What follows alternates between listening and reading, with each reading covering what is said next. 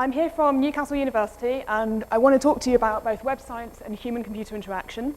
This is a piece of work that I did in conjunction with Alan Dix, to whom we shall return shortly. The motivation is that there are a lot of parallels between these two fields. They are both radically interdisciplinary, and they both involve looking at the intersection between people and society. What we wanted to do was to explore the way in which they relate, shared strengths, opportunities for collaboration and mutual benefit. So what I'm going to do is very briefly take you through how we conceptualize both WebSci and HCI, and then we're going to go through how they overlap in terms of their content, their scope, and their subject matter, and their methods. And then we're going to talk about some lessons for the web science community from HCI. So without further ado, if you are in this room, I really hope you have an idea of what web science is, but just to go through this, web science is about looking at the impact of the web upon society and vice versa as well, okay? It's about understanding those emergent macro properties from these socio-technical interactions.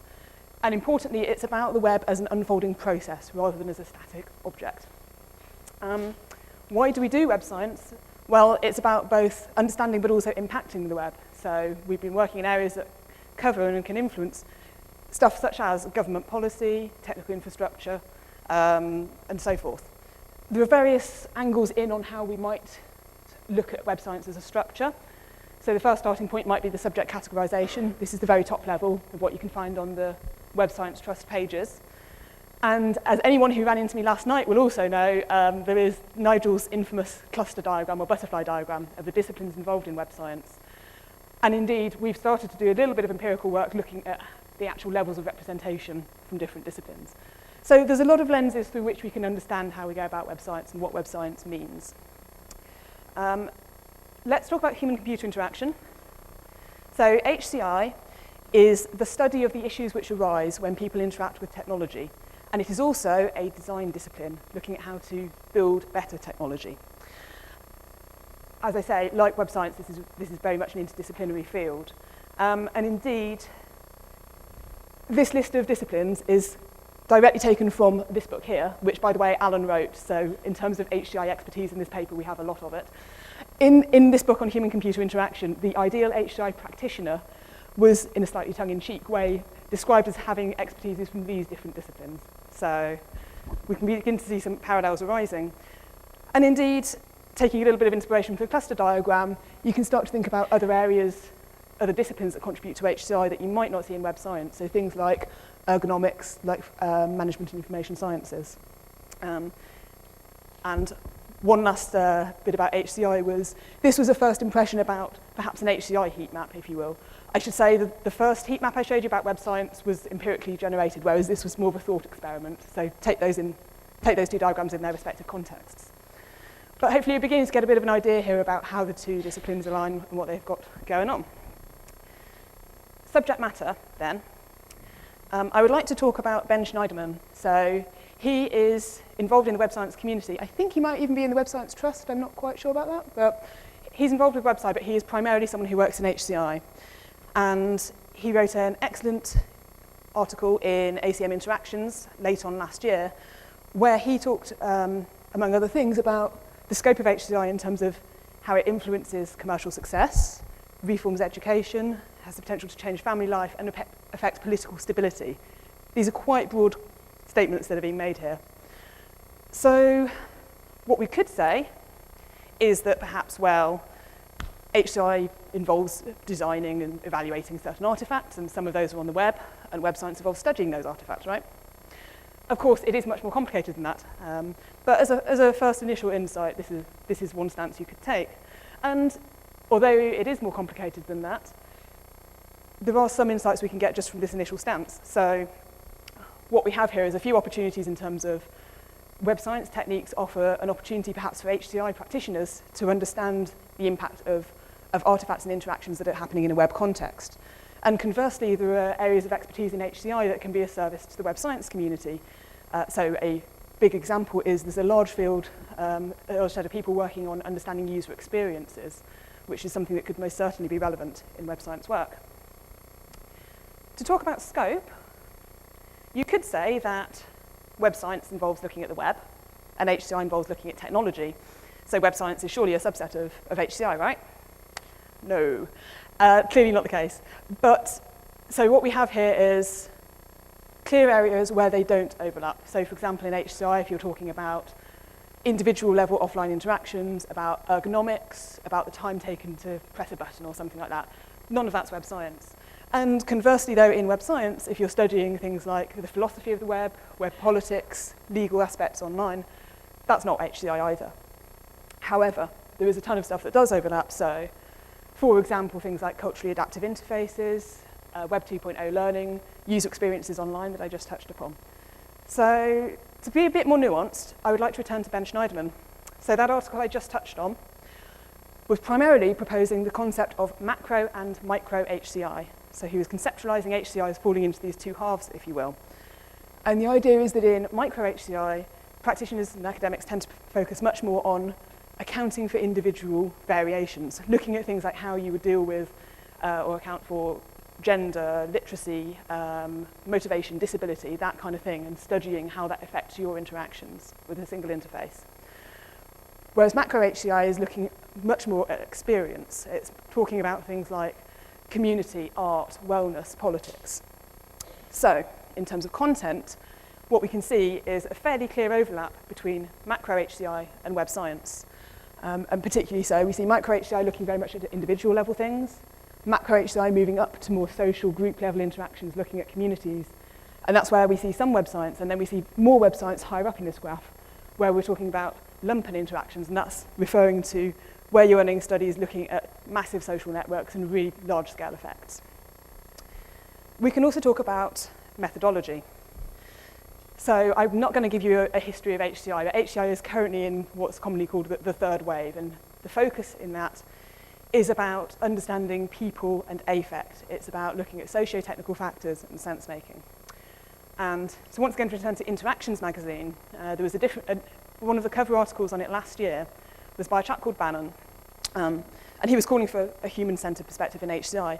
And among other things in his article, what he remarked was this. He said, this panel P, talking about HCI, of ideas, critiques, art, designs, and reflections, at times sits uneasily with a scientific research agenda. There is something about the kind of questions that are being asked, being raised, that makes us realize that this mixing of scientific knowledge on the one hand and design expertise on the other make for uneasy bedfellows. Does this sound familiar? Because it really, really should. Okay? So there's similar issues going on right now. In fact, the HCI community goes back decades, but right now these are discussions that are going on there. There's stuff we can learn here.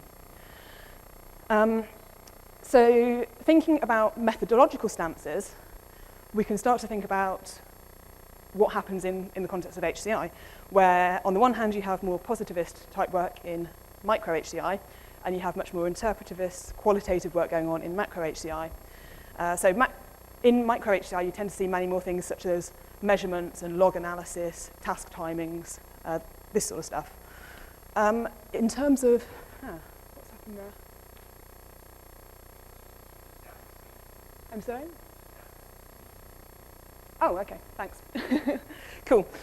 So, yeah, whereas macro HCI is much more encompassing and much more interpretivistic in its approaches. So, what we could look at is the idea of, although macro HCI and WebSci have a lot in common in terms of their content, in terms of methods, we do see a lot of sort of network science type approaches in web science. And we see things such as even the phrase social machines kind of comes much more from the sort of a positivist stance when you think about those particular words. So there's some interesting dynamics going on here, because in terms of methods, you could certainly say a lot of HCI is much more at the micro, a lot of WebSci is at the micro HCI end of things. With me so far? Good. So, having gone through this set of positioning, we have 4 particular lessons that I would like to take you through. And the first is about divergence, and it's about this stuff I was just saying about these 2 different stances when you're going about research. Now, Ben Schneiderman, in his article on macro and micro HCI, treats them very much as complementary things, and it's the case that strong work in the HCI community draws on both of those and combines them, okay?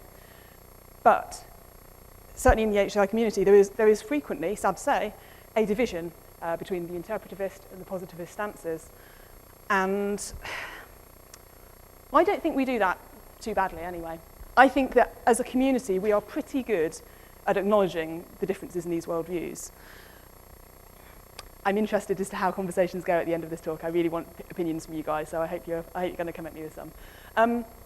But I think perhaps because we're a much smaller community than HCI, and we're a much younger community, and both of those things mean we are able to have a dialogue, and we do have a dialogue about what we're doing and how we're doing it, and that's important. That's absolutely key for this kind of stuff.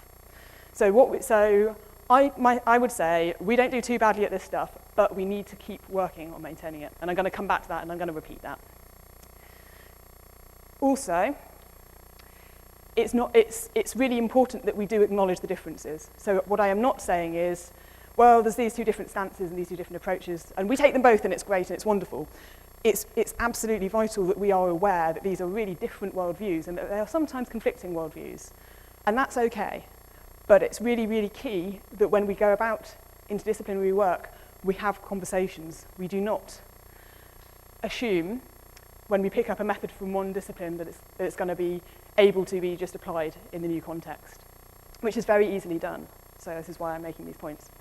And indeed, talking about methods specifically, both HCI and web science have got a ton of sub-disciplines. We've seen that. And each of those does have its own set of methods, its own language, and its own set of assumptions. So the key message here is we really do need to be aware. So for example, if someone was talking about, I don't know, picking up actor network theory and applying it as a designer in some particular context, if there's not someone who comes from a sociology background, that's the time when you need to really start asking questions about what's going on and why. Okay? Also, here's a shout out. So one of the things that I've been really impressed with in the WebSci community is when I have seen web science students, PhD students, each student has a couple of supervisors, and those supervisors are from different disciplines. Really, this is exemplary. This is a really excellent approach, and my impression is the work that those guys are churning out is really, really top-notch web science. Those students and their supervisors, and if you're not in the room, but you know them, talk to them from me, I want to hear from you guys. We should have a paper at Web Science next year about how this works as a process, because this is a really awesome approach, and it's not a trivial thing, it's not necessarily the most straightforward thing. A contribution there about the stumbling blocks, about what worked well, about how to go about this would be, I feel, extremely welcome. So let's have that conversation. The third lesson is about evaluation, okay? So in HCI, evaluation does indeed span both objective and subjective areas, okay? Now, there are parts of HCI in which evaluation is really, really tough. So examples include exploratory search and visualization, along with really broader areas, and I'm going to come back to this, such as looking at experience and looking at leisure. Now, in 2007, to return to our friend Ben Schneiderman, his ears must be burning wherever he is right now, he wrote an article in Communications of the ACM. And this was fairly early in the days of web science, and what he was saying was, all right, so here's computer science, here's web science. How is web science going to compare? How is it going to be different? And he started to take some quantitative metrics from CompSci and talk about, well, what might this look like in WebSci? So he talks about going from Moore's law to page views, from computer networks to social networks, and so forth. All right. So that was one stance that was 5 years ago. And that's talking about quantitative metrics.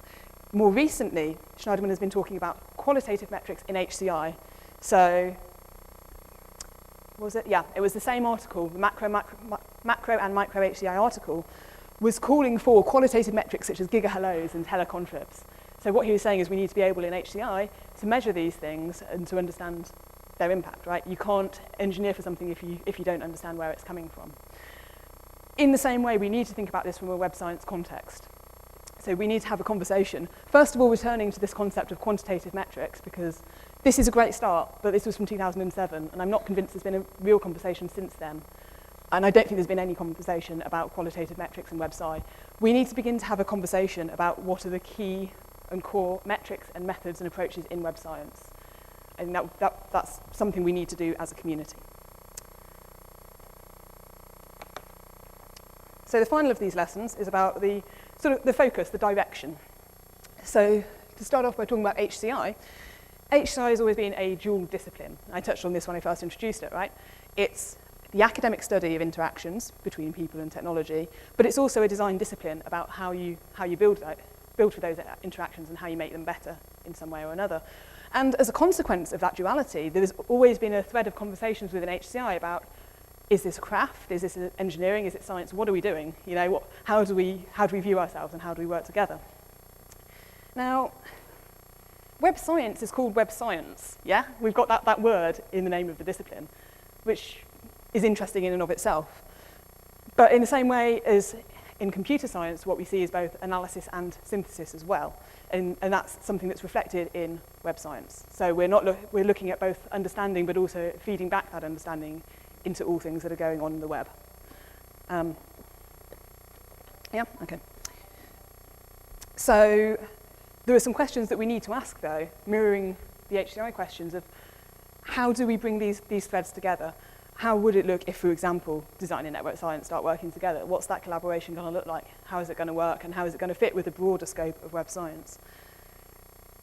We need to have conversations about how to get over these very different approaches. And that's talking both about, so this links in with the second method about the second lesson about methods, right? So you've got the quantitative and the qualitative approaches, but at the same time, this is sort of a separate thing about, well, what is it like is it the same to design in web science as it is to study in web science? How do these things work?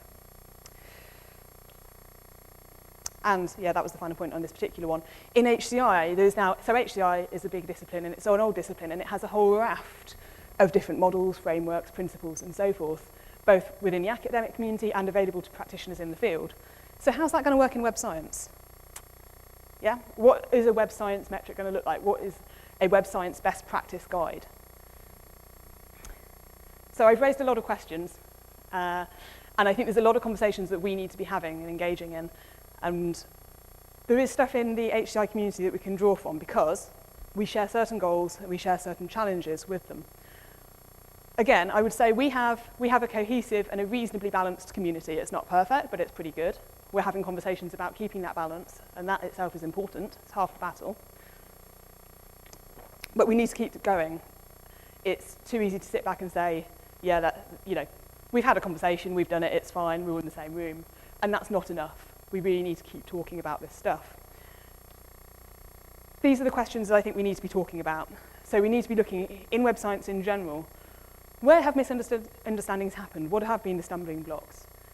What, conversely, have been the sources of really, really strong work? What has inspired people, and how did that come about?